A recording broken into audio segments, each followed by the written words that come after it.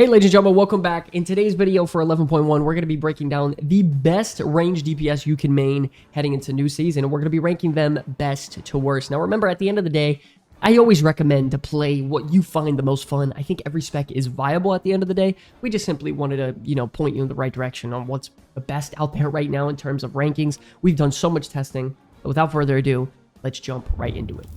Okay, starting off with Augmentation, I think everybody knows they go right into the S tier, right? Overall, we knew it was coming. Augmentation's on top, being that, they're the only class in the game that is like a buffer slash supporter ever in World of Warcraft history. They deal relatively good damage, and they can make your all-stars, for example, like Fire Mage, Destruction Warlock, Enhancement Shaman, perform even better than the rest of everybody else. So it makes sense why they're number one on here. Currently, on the PTR, your Ebon Might uptime is just through the roof right now. You have such a high uptime on Ebon Might, which means your teammates are constantly dealing more damage, and overall it's way better than before. You're constantly getting your free cast of Eruption as well through your tier set bonus, which then also gives you free cast of Upheaval, so the uptime is just non-stop. In my opinion, Augmentation Evoker feels very strong even after the nerfs. One thing about Augmentation is that the build variety really isn't there. Scale Commander is pretty much your go-to hero talent tree, and then, you have a couple set form hero talent trees for content, whether it be just Mythic Plus or raiding, and that's about it. So if you're looking for a lot of build variety, I wouldn't say Augmentation is a great pick for you, but just know overall, Augmentation still meta, always in demand, will be the best in the higher end of content. Next up, we're going to be talking about Beast Mastery, moving them right up to S tier. Listen, I think right now, this is probably the best state Beast Mastery has been in quite a while. I was really surprised to see that they're not getting nerfed like every other week. I'm waiting for them to get nerfed, and at this point, they're not. The damage on the PTR for them has been just through the roof. Not only that, the class is probably the easiest to play in the entire game. Its damage profile is understandably easy as well. I would say, particularly in Mythic Plus, their damage is really going to shine for AoE right now because it feels like no one can compete. I was in a group just the other day, and a Beastmastery Hunter was dealing like 16 million DPS at one point in Cinderbrew, and, if you mouse over the damage log, you can see it on screen here. It's just Kill Cleave and Beast Cleave, like completely down the line. It's really funny. The only reason I would say they're S tier right now is that their damage is just uncomparable to pretty much everyone else's. It's nuclear. Their defensives aren't good. Their utility isn't that good either. And there are a lot of classes in the game, a lot better utility and defensive capabilities. Perfect example is Mage or Elemental Shaman or even Warlock, So it really goes to show how much damage this spec is actually doing because it gets outcompeted by some of the damage and other utility profiles of the game. If you're looking for something super easy that just deals insane numbers, Beast Mastery should be on your list, and there's a reason why they're dominating. Next up, we got the Fire Mage. This is an exciting one to talk about. Now, I love the Fire Mage. I love the class fantasy. You're there, you're just melting faces, and they're a lot of fun right now. But besides the fun, they deal incredible damage if you know what you're doing. I do think there's a bit of a, skill curve to Fire Mage compared to some of the easier classes, like, for example, Beastmastery Hunter, Balanced Druid, Devastation Evoker, some of the other easy range DPS. Proper management of combustion windows is crucial. It can be really bad really quick if you don't know what you're doing. So it does take time to learn, but I personally think Fire Mage is going to be the spec that just crushes higher keys. If I had to take a vote on what I think the, meta is going to be, I would say Fire Mage, Augmentation Evoker, and then, probably a Vengeance Demon Hunter to buff their damage, like a Destruction Lock, stuff like that. I do think it's going to look something like that when it comes down to it. And also what makes Fire Mage so strong is that their AoE damage is uncapped. You got Flame Strike, uncapped, Ignite spreading, that can just go on and on, Living Bomb spreading as well. I mean, they're meant to deal explosive damage to as many enemies as possible. So the better group you're in that pulls more, and the higher their health, the better they perform. So in the spotlight, Fire Mage does better, which is always great. Once again, I do think Fire will perform way better in the higher keys with a good group, but if you know what you're doing with Fire Mage, easily amongst one of the best DPS in the game. Super fun spec, great tier set bonuses, great rotation, good spec overall. Next up, lastly, for our S tier, we're going to take Destruction and put them on this list. I'm not going to lie, this surprised me a bit about a month ago, seeing how powerful Destruction was. I thought their tier set bonus was a little bit boring, but it's dominating right now. I'm going to put it straightforward. I think Destruction Warlock has one of the best tier sets in the game in 11.1, and it's just incredibly impactful for being raw damage. Not only does it increase their mastery by a certain percentage, it gives you the maximum benefit on your mastery for destruction, which makes you hit very hard. You have a couple abilities not on the AoE cap. So if you're playing Hellcaller, you know, your tank goes in there, pulls 10, 15, 20 mobs, whatever the case may be. You Cataclysm, you afflict everyone with Wither, you pop Malevolence, you spam Rain of Fire, Conflagrate, Rain of Fire over and over, and your damage is just absolutely insane. It is a fantastic spec right now. Their damage, simply put it, it's phenomenal. And I think they're particularly going to be a lot of fun in Mythic Plus this season. Not only that, you bring a decent amount of utility. As we all know, with playing Warlock, you bring Hellstones, Gateways, which could be good for some progression. It's not anything too crazy. But for Mythic Plus also, you bring Shadow Fury and AoE Fear if you want to spec out a Mortal Coil to help some interrupts and stuff like that. So you have some options to play with. But yeah, I mean, to put it simply, Destruction is hitting like a Mac truck right now. They have pretty good utility with one of the best tier sets in the entire game. So there's a reason why they're dominating right now. Absolutely S tier. Very, very strong spec in the end game. Next up, we are going to take Elemental and put them first for our A+ tier. Listen, overall, I really enjoy Elemental Shaman. Probably my favorite aspect about this spec is that when you pop your cooldowns like Ascendance and you have everything else going on, you will deal probably the highest damage in the game if you know what you're doing. That burst window during Ascendance is something that is just unmatched. You're duplicating all your Earthquakes, Elemental Blast, Chain Lightnings, which means then, you know, you're getting more Maelstrom to spend on more Elemental Blast, Earthquakes, and stuff like that. So it's just so much fun during that Ascendance window where, you know, you cast faster, deal 10 times more damage. My only issue with Elemental is that your damage outside of those windows is, you know, above average for sure. You're just not going to be able to compete with the consistency of some of the other classes in the game, like Beastmastery Hunter, Destruction Lock, Ret Paladin, Enhancement Shaman, stuff like that. You need a decent amount of setup, you know, with spreading your Lightning Rods, getting some of your Earthquakes down, hoping your tank doesn't take them out of that, you know what I mean? That's another thing. I think they have a pretty average tier set as well. I mean, it's nothing really crazy to write home about. You summon an Elemental, you can deal 10% additional damage to your rotational abilities. It's kind of like meh to me. It's like whatever, but I love the utility of Elemental Shaman. Once again, you're going to be hearing that again in other videos, but Elemental Shaman brings amazing utility. Shortest cooldown kick in the game, Thunderstorm, Capacitor Totem to interrupt mobs. They have Healing Stream Totem, Poison Cleansing Totem, Bloodlust. A Shaman spec on their own can completely handle utility for the most part for a group.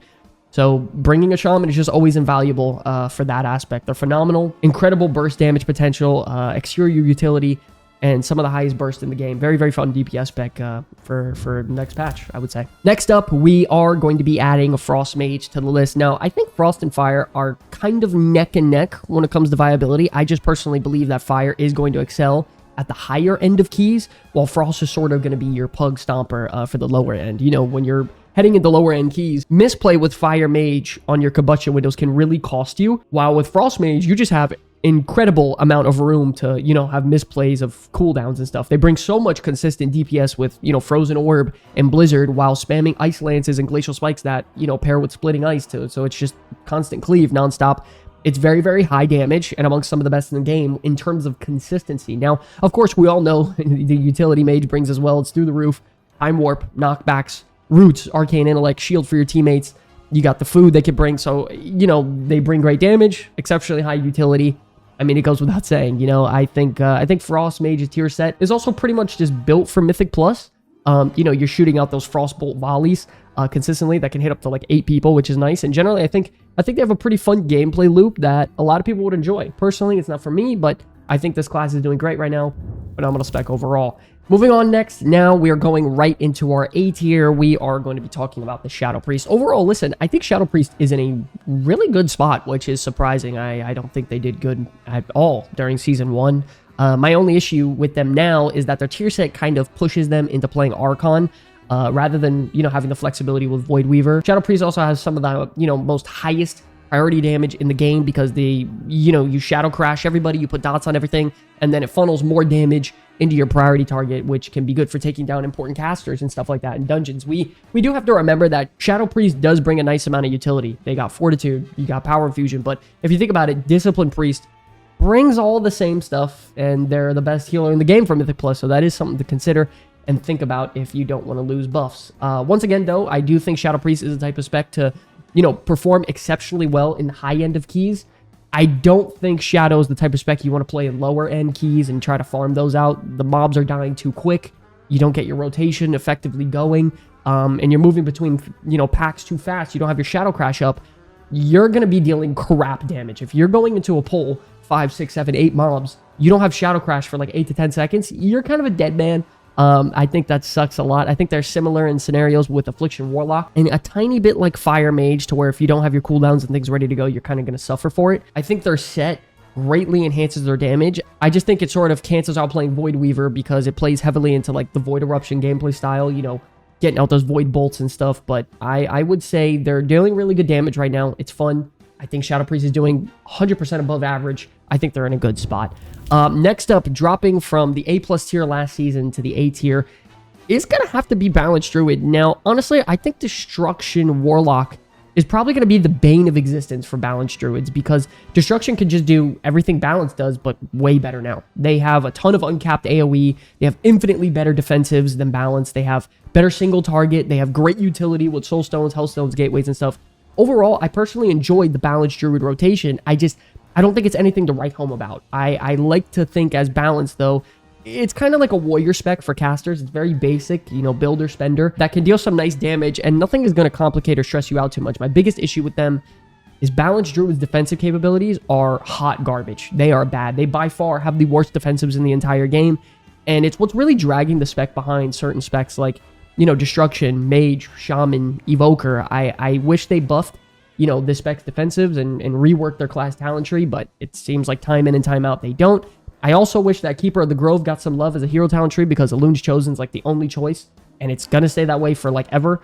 So hopefully they get some updates on some stuff like that. Moving on next, we do have Demonology though. Now, I am gonna place Demonology ahead of Balance because I really like the spot Demonology is in right now. I think your damage profile is very high, and I particularly like that pretty much all of the damage you throw out is cleave damage. So in a Mythic Plus rotation, it's very effective. You have Hand of Gul'dan, which is cleave. Your Felguard does cleave damage. You can have him, you know, Whirlwind do cleave damage. Your Implosion, cleave. Spreading your Dooms with your instant Demon Bulk procs, it ends up being some cleave damage. So as you go about your normal rotation, you're dealing AoE damage pretty much the entire time, which means you're very, very consistent in dungeons, which I really like. I also think Demonology has one of the better tier sets in the game. You're summoning your dogs, and every time you Hand of Gul'dan, those dogs bite. They deal extra AoE damage. Very simple. Adds to the class fantasy. I feel like that's what every class should get. Something that's simple, adds to the class fantasy, and it's really, really cool, right? Don't forget, I also think Warlocks in general have some of the higher defensive, you know, capabilities in the game. A pretty much 100% full health heal with Demonic Hellstone. Dark Pact, which is chunky Absorb Shield. Unending Resolve, which is their wall. On top of the new and improved lifesteal that's supposed to be coming, that's going to be really, really good, I believe. So they may not bring some of the highest damage in the game, like Beast Mastery, Fire, Enhancement Shaman, but they have incredible defensive capabilities, which is a major bonus for survival in Mythic Plus overall in general. So this is going to be my main heading into the new season. I hope they do well. I'm not trying to be too biased, but they're doing pretty good right now on the PTR. And moving on next to, man, a spec that I really want to dive into. I really want to. Devastation Evoker is the next class on the list. Now, it's going to come to a surprise to a lot of people, but I think Devastation has one of the coolest tier sets in the game. They automatically cast their little AoE Shattering Stars to enhance damage on like 3-4 mobs, something like that. And then it buffs your next 2 in power abilities, so you can hit like a Mack truck the second you get one of your procs off, and it feels really enjoyable. By far, my favorite aspect is the fact that they redesigned and updated the Flame Shaper hero talent tree, which was my preferred hero talent tree when the hero talents for Devastation came out, and it's a lot more effective. You're getting way more fire breath damage. Its damage over time effects deal significantly more damage faster, and in Golf, you're able to use it a lot more. So everything about this hero talent tree pretty much got improved, reworked, and it's a lot better now, and it feels really good in a Mythic Plus environment, and I'm really, really enjoying this spec. Devastation definitely has amongst some of the highest burst damage in the game when you're playing Flame Shaper Evoker, and it is a lot of fun and very satisfying.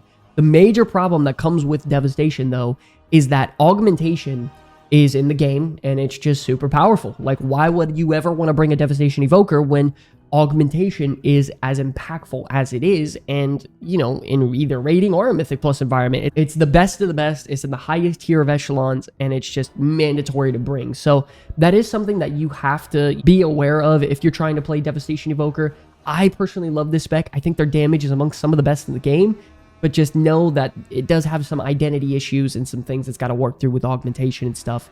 Moving on now to the classes that I think are really struggling compared to everyone else by far. First up, Arcane Mage.